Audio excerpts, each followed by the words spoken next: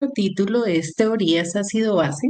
No vamos a hablar única y exclusivamente en esta parte de las teorías, sino en general de todo lo que tiene que ver alrededor de estos ácidos y bases y también asociándolas con el equilibrio químico y más adelante con todo lo que tiene que ver con el potencial de acidez de las sustancias. Entonces, antes de revisar las tres teorías que explican el comportamiento de los ácidos y las bases, es necesario que recordemos las características de estos compuestos. Permítanme un segundito. Entonces, vamos a empezar por recordar las características o revisar más bien las características que tienen los ácidos y las bases. En primer lugar, los ácidos tienen un sabor agrio, ¿sí? Esa es como la característica eh, en cuanto a este aspecto, su sabor es agrio. Son corrosivos a la piel, es decir, básicamente más que corrosivos queman, ¿no? Entonces yo creo que hemos escuchado de pronto por ahí en alguna noticia de que a alguna persona le han arrojado ácido o algo así, pues básicamente lo que hace esto es dañar completamente la piel y generar quemaduras, inclusive de tercer grado, todo dependiendo del nivel de concentración que tenga ese ácido. Para reconocer un ácido se utiliza el papel tornasol azul, el cual se vuelve rojo cuando está en presencia de una sustancia ácida. Básicamente, estos papeles lo que tienen son colorantes vegetales que pueden ser modificados cuando se encuentran frente a algún tipo de sustancia. Por eso se utiliza como indicador, ¿cierto? Porque hace una transformación. Entonces, es de color azul y se torna a color rojo. Cuando tenemos ácidos muy concentrados pueden destruir la materia orgánica, por eso el tema del cuidado de la piel con respecto a estos ácidos reaccionan con metales desprendiendo hidrógeno. Es básicamente que ellos hacen una reacción de sustitución con los metales, donde el metal entra a sustituir al hidrógeno y este se elimina en forma de gas. También neutralizan los efectos de las bases. Recordemos que los ácidos y las bases generan una reacción donde se produce agua y esa reacción se llama neutralización. Entonces, por esa razón, los ácidos neutralizan los efectos de las bases. El título es Teorías ácido-base. Bueno, las bases, por el contrario, tienen un sabor amargo. Las personas que de pronto sufren de gastritis o tienen inconvenientes a nivel digestivo y deben tomar leche de magnesia o milanta, que son algunos de los remedios que dan para combatir este tipo de problemas, se darán cuenta o tendrán presente que efectivamente el sabor de las bases es amargo. Son suaves al tacto, más bien son jabonosas, ¿sí? Su aspecto es jabonoso, pero igualmente son corrosivas para la piel. Entonces se tienden a dañar, a generar las personas que de pronto tienen una piel muy sensible, con los jabones, que son bases prácticamente, eh, generan alergias o generan algún tipo de daños en la piel porque son corrosivos, las bases son corrosivas.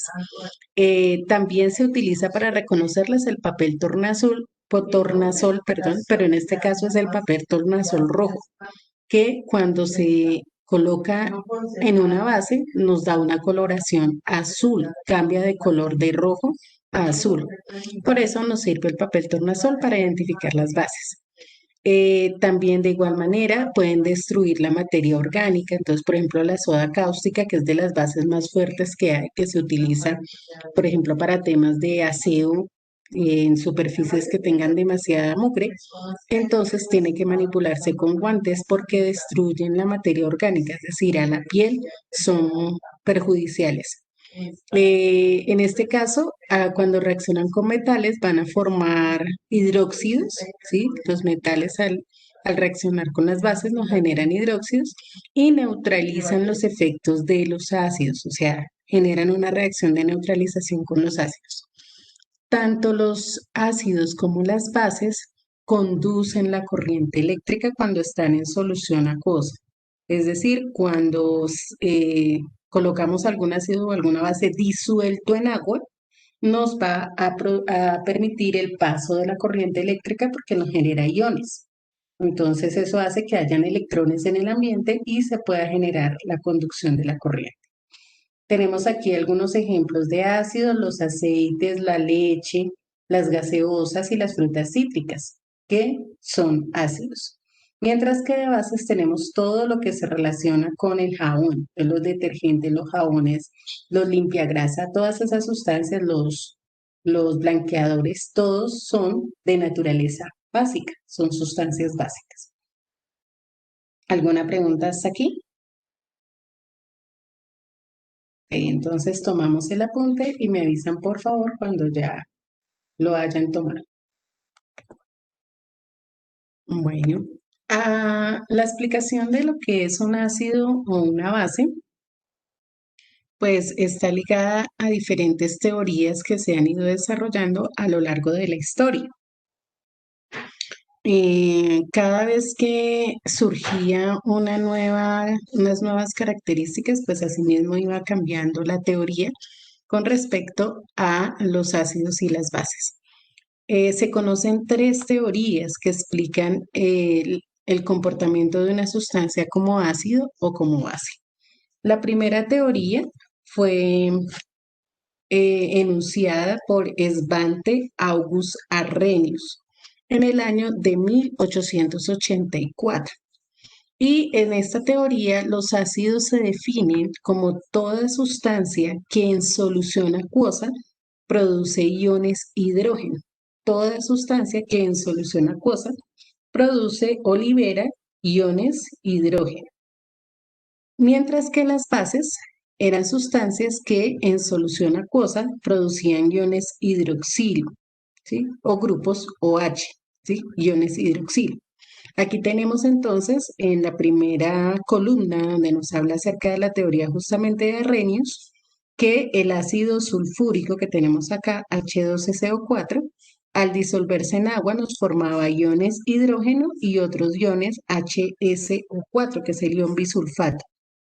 Entonces, básicamente lo que él explicaba esto, si una sustancia al disolverse en agua libera hidrógenos o protones, entonces es un ácido.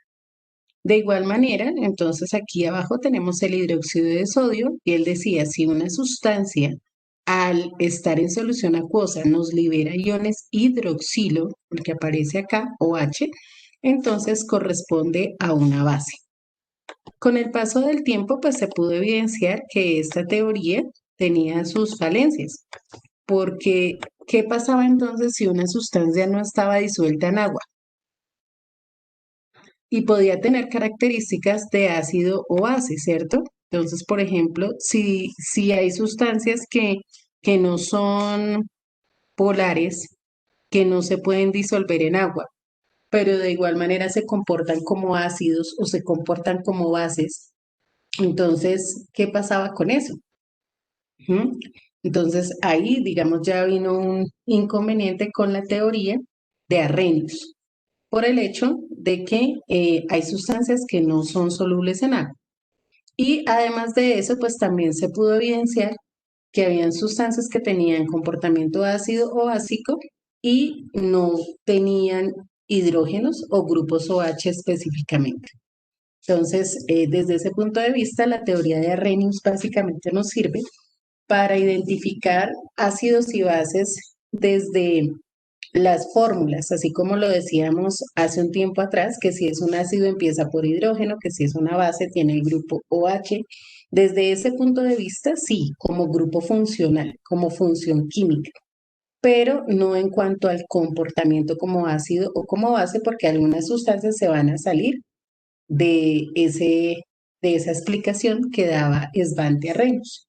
Más adelante, en 1923, Johannes Brønsted y Thomas Lowry, que eran químicos, el uno danés, el otro inglés, propusieron una forma diferente para determinar lo que era un ácido y una base. Entonces ellos dijeron que los ácidos son sustancias que tienen la capacidad de ceder protones o ceder hidrógenos. Entonces aquí, por ejemplo, vemos esta molécula de ácido clorhídrico y vemos que le cede un protón al agua. Entonces se forma el ion hidronio, H3O, y a su vez el cloro pues nos va a generar el ion cloruro. Pero entonces el ácido clorhídrico, de acuerdo con Bronsted-Lowry, podríamos decir que era una sustancia ácida porque cedía hidrógenos. Y de acuerdo con esto, entonces las bases son las que aceptan los hidrógenos. Entonces aquí, por ejemplo, el agua le cede un hidrógeno al amoníaco, convirtiéndose el amoníaco en ion amonio, recibe ese hidrógeno, es el ion amonio, y del agua nos queda el ion hidroxilo. Entonces, al recibir ese hidrógeno o ese protón, el amoníaco viene a ser una base. Las bases reciben protones, los ácidos ceden protones. Pero aquí en este ejemplo podemos ver algo particular y es lo que pasa con el agua. Fíjense que en el primer ejemplo, el agua recibe el hidrógeno, o sea, el agua se comporta como una base porque recibe el protón, recibe el hidrógeno. Y en el ejemplo de abajo, el agua es la que cede el hidrógeno, entonces se comporta como un ácido. De acuerdo con Bronsted-Lowry, esas sustancias que tienen la capacidad de recibir y dar electrones, es decir, protones, perdón, es decir, de comportarse como ácidos o como bases, reciben el nombre de anfolito. ¿Sí? Un anfolito, entonces, es una sustancia, según Bronsted-Lowry, que tiene la capacidad de ceder y aceptar protones dependiendo del tipo de reacción en el que esté. Entonces, el agua, si está con un ácido, se comporta como una base, pero si está con una base, se comporta como un ácido. A eso los llamamos anfolitos o sustancias anfóteras, que pueden tener esas dos reacciones.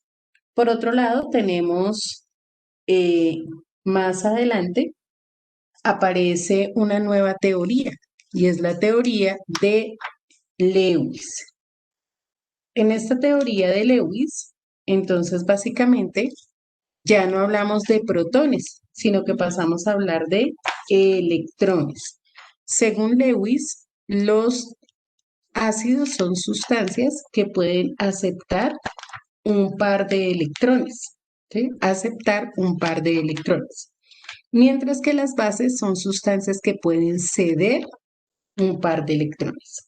Al aceptar los electrones, entonces él dice que los ácidos se llaman electrófilos, ¿cierto? Porque tienen afinidad por los electrones, afinidad por los electrones. Mientras que las bases son nucleófilos, porque ellos tienden a ceder sus electrones, ¿sí? Ceder electrones. Entonces, si una sustancia acepta electrones, es ácido; si una sustancia cede electrones, es base. Entonces, ahí podemos ver las diferentes teorías y lo que se denomina ácido o base según cada una de ellas. Entonces, para Arrhenius, ácido produce iones hidrógeno en solución acuosa, base produce iones hidroxilo en solución acuosa. Para Bronsted-Lowry, ácido cede protones, bases aceptan protones y los anfolitos se comportan como ácidos o como bases. Tienen las dos capacidades. Lewis, ácido acepta electrones, base eh, libera o cede electrones. Esas son las propiedades que podemos encontrar o las características que podemos ver en cada una de las teorías ácido-base. Entonces, esta es la generalidad y ahorita vamos a mirar ya unos ejemplos específicos para cada una de las teorías. Entonces, por favor, tomamos el apunte. Si hay alguna pregunta, la pueden hacer en este momento.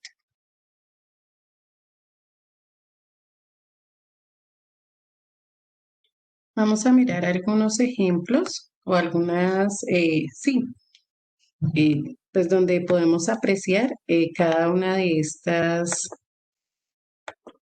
estas teorías. Bueno, esta parte no es para que la copien, solamente es como para profundizar en lo que acabamos de hablar. Entonces, cuando hablamos de ácidos y bases de Arrhenius, entonces hablamos de según su disociación en el agua. Es muy importante tener presente eso, que para la teoría de Arrhenius, lo fundamental era que estuvieran disueltos en agua. Entonces, como ya lo mencionamos, los ácidos son los que liberan iones hidrógeno y las bases a su vez liberan iones hidroxilo. ¿Sí? Los iones hidrógeno son positivos, los iones hidroxilo son negativos. Entonces, por ejemplo, aquí podemos observar en la reacción el ácido clorhídrico se disocia se separa en un ion que es el hidrógeno y el otro que es el ion cloruro. Entonces, aquí tenemos lo correspondiente al ácido base de Arrhenius, que es la liberación de hidrógenos. Por otro lado, tenemos la base el hidróxido de sodio. Fíjense que aquí se libera el ion hidroxilo y también pues tenemos el ion sodio. Pero básicamente para el caso de la definición de Arrhenius es que se liberen hidroxilos y que aquí se liberen hidrógenos. Recordemos que en la reacción ácido-base, que es una reacción de neutralización, lo que hablamos al inicio con respecto a las características que tienen los ácidos y las bases, es que se neutralizan formando agua y sal. ¿Sí? Cuando un ácido y una base reaccionan, me forman agua y sal. Y se llama proceso de neutralización justamente por la formación del agua, ¿no? Porque el agua es un compuesto neutro. Entonces, de ahí viene el nombre de neutralización. En el caso de Bronsted-Lowry, entonces tenemos aquí la misma reacción que tenemos en el segundo ejemplo que colocamos anteriormente. El amoníaco, que es una base, y el agua, que en este caso se está comportando como ácido, ¿cierto? Debido justamente de un hidrógeno a nuestra base. Entonces, el agua le cede un hidrógeno, formando de esta manera el ion amonio, que es un ion ácido, y queda el hidróxido, el grupo hidroxilo, que es un ion básico. Entonces, dentro de la teoría de Bronsted-Lowry se habla de los pares conjugados. ¿Quiénes son los pares conjugados? El ácido o la base y la sustancia que se forma al ganar o ceder protones.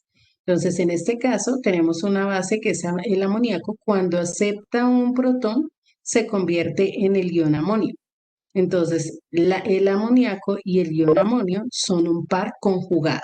¿Sí? Son un par conjugado, porque es una base y un ácido conjugado que ha salido al recibir ese hidrógeno. Por otro lado, tenemos el agua que se comporta como ácido porque va a ceder el protón y tenemos que cuando lo cede se forma el grupo hidroxilo que es una base conjugada. Entonces tenemos que cede un protón y se convierte en hidroxilo. Ese también es un par conjugado. ¿Listo? Entonces, el que acepta y en lo que se convierte, el que cede y en lo que se convierte, nos van a formar los pares conjugados. El amoníaco, ácido conjugado de la base, el ion amonio, ácido conjugado de la base amoníaco, y el hidroxilo es una base conjugada del ácido agua, que en este caso el agua tiene un comportamiento como ácido porque cede protones según Bronsted-Lowry. Y no olvidemos que tenemos también al agua como un anfolito. Es importante eso, un anfolito, que son sustancias que se pueden comportar como ácidos o como bases. En el caso de Lewis, entonces tenemos la definición que ya la habíamos revisado.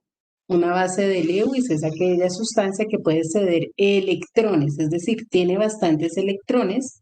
Es una especie, como dice ahí, rica en electrones, entonces puede ceder un par de electrones.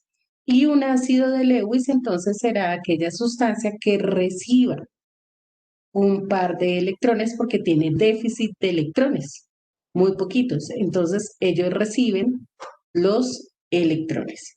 Y aquí tenemos un ejemplo o varios ejemplos tenemos un ácido de Lewis. Recuerden que el ácido recibe los electrones, acepta electrones. Entonces, fíjense que al aceptar los electrones de esta, que es una base que cede electrones, entonces esta parte que los acepta recibe una carga negativa porque los electrones son cargas negativas.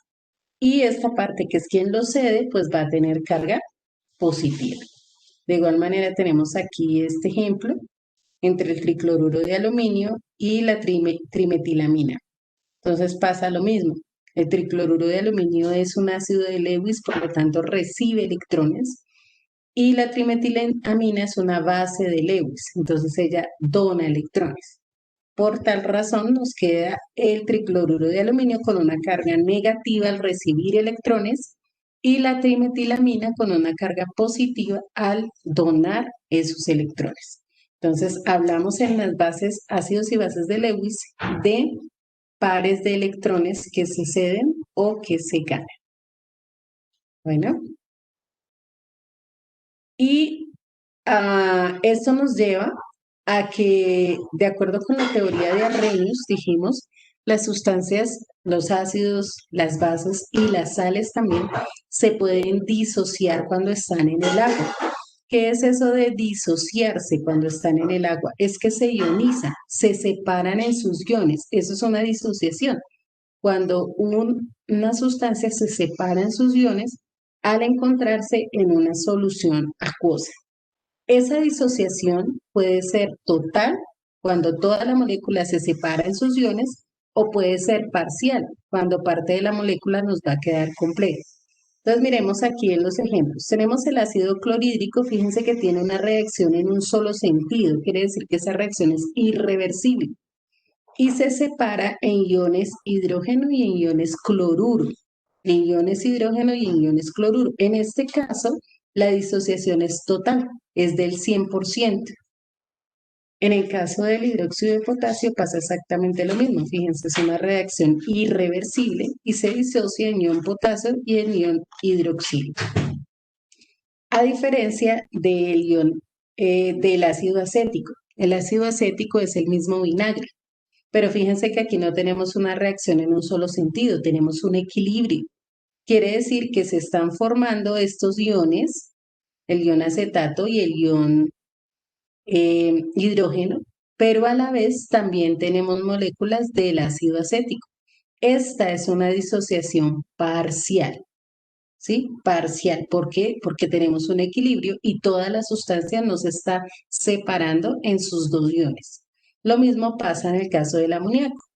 El amoníaco se separa en ion amonio y en ion hidroxilo, pero es una relación o reacción de equilibrio.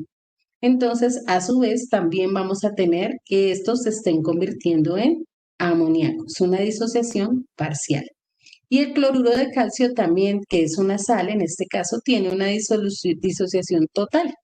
Fíjense que es una reacción irreversible y se forman iones calcio y iones cloruro. Entonces, esta reacción es de disociación total. Entonces, si tenemos equilibrios, son disociaciones parciales.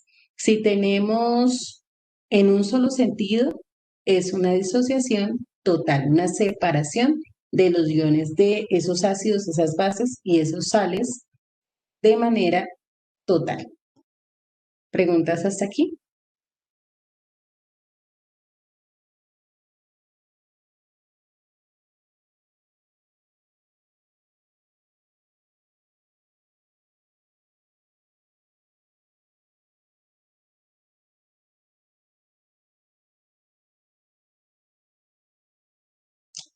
Ok, nos quedan 3 minuticos, menos de 3 minuticos para terminar de tomar este apunte. Se nos acabó el tiempo de la clase, entonces ya terminamos con esta parte y continuamos entonces el día de mañana. Bueno, chicos, excelente día, que Dios los bendiga. Chao, nos vemos mañana.